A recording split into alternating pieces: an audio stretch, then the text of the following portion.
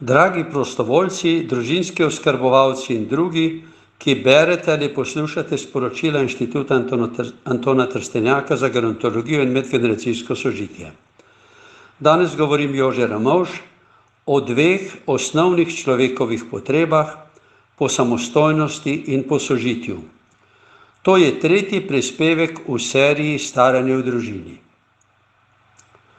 V prejšnjih dveh prispevkih smo se zamislili ob raziskovalnih podatkih o tem, da se večina ljudi stara ob enem ali več družinskih članov, in v podatke, da v današnji družbi narašča delež samovalcev, ki živijo sami v stanovanju. Navedli smo dejstvo, da staranje z drugimi samo po sebi še ne pomeni kakovostnega staranja in da samovanje še ni osamljenost. Zelo pametno pa je vzeti resno tudi podatke o telesnem in duševnem zdravju starejših ter o njihovem doživljanju zadovoljstva in sreče, ki pritrjujejo reku gorje samemu. Gorje samemu je starodavni antični rek. Bacon je 1625 v eseju o prijateljstvu dejal: ljudje, ki nimajo prijateljev, so ljudožrtci lastnih src. Tudi v slovenski kulturi je to spoznanje jasno povedano. Goriški slavček Gregorčič je pel: gorjemu, ki v nesreči biva sam, a srečen ni, kdor srečo uživa sam. In Minati: nekoga moraš imeti rad, to je kot kruh.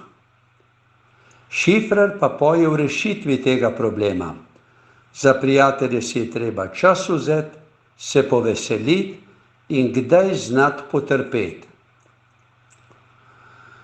Z druge strani so rezki pregovori tudi o izkušnjah, da je treba biti samostojen in se zanašati nase, na primer v Španoviji še pes crkne.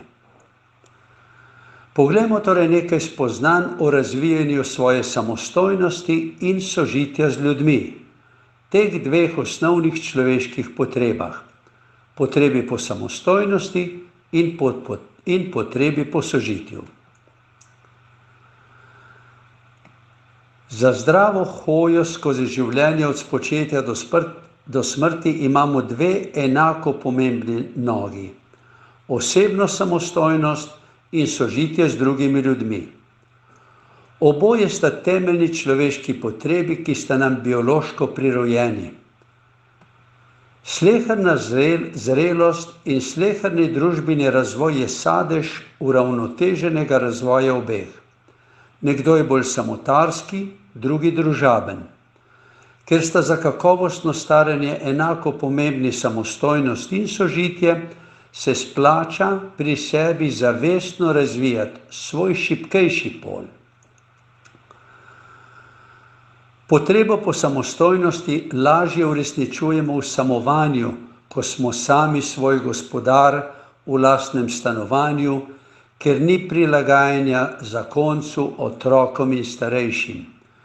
V zadnjih generacijah je razvoj individualne zavesti, doživljanje osebne svobode, pravic in osebne vrednosti dosegel najvišji domet v dosedanji zgodovini.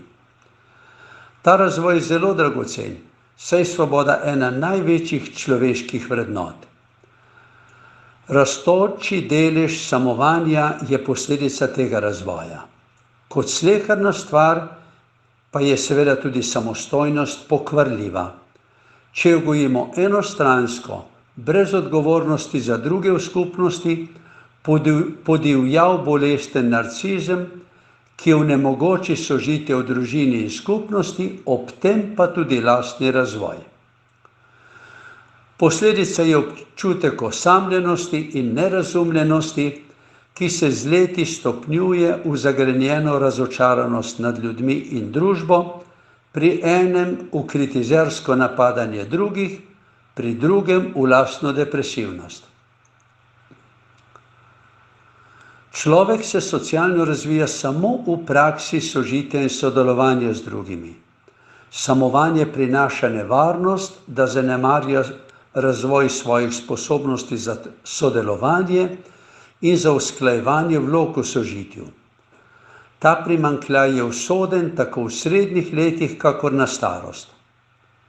Kdor živi sam, mora zavestno iskati družbo v stabilnih skupinah, kjer se je potrebno prilagajati in gojiti lepo pogovorno kulturo. Ta naloga je za duševno in socialno zdravje vsaj tako nujna, kakor je zavestna skrb za gibanje in zdravo prehrano. Potrebo po sožitju in sodelovanju uresničujemo v družini, službi in v osebni družbi. Človek potrebuje za zdrav razvoj vse življenje poleg krajših, priložnostnih in delnih stikov z ljudmi tudi za resno, trajno in celostno človeško sožitje. Poljubni stiki ali sobivanje na klic in odpoklic mu tega ne morejo dati. Seveda se tudi trajno sobivanje lahko razvija bolestno, v smeri težkih travm, od pustega in praznega sožitja, konfliktov in izkoriščanja do različnega trpinčenja. Zdravilo proti temu je isto, kakor proti osamljenosti. Učiti se lepega sožitja zavestno in na uspešen način. Brez tega nam gre danes v življenje v smeri težkih in težko obvladljivih konfliktov in stresov ter v doživljanje mučne osamljenosti, pa naj živimo sami ali ob drugih.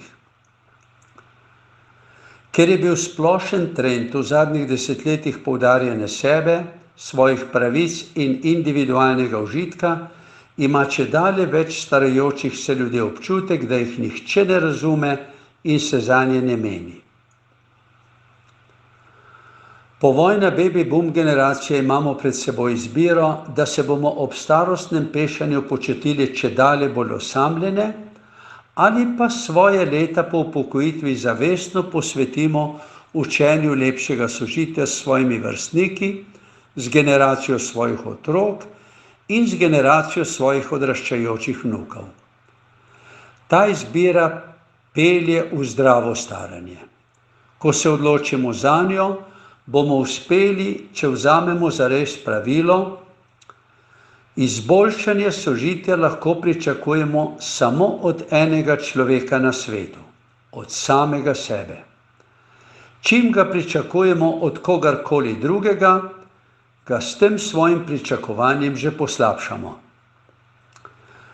Ta prispevek je bil objavljen v upokojenski reviji Vzajemnost marca 2019.